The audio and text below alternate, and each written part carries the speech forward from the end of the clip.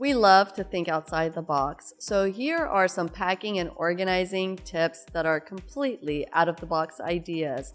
One of my favorite is color coding your move, and that's where you simply match colors to spaces instead of writing on the box what the space is. So for example, your master bedroom becomes pink, and you label all the boxes and all the furniture with that corresponding color.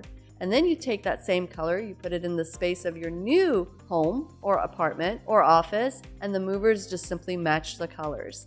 Now, my second favorite tip is taking things that you already have and repurposing them. So you have tons of probably clothes, towels that you can use as padding in between items as you're packing them. So that gives you the option to be able to be eco-friendly and save some money. And then ultimately, my homeowners, not a lot of you guys think about that attic space. Making sure that you empty out the attic space prior to your mover's arrival will make sure that the move is as stress-free and expeditious as possible.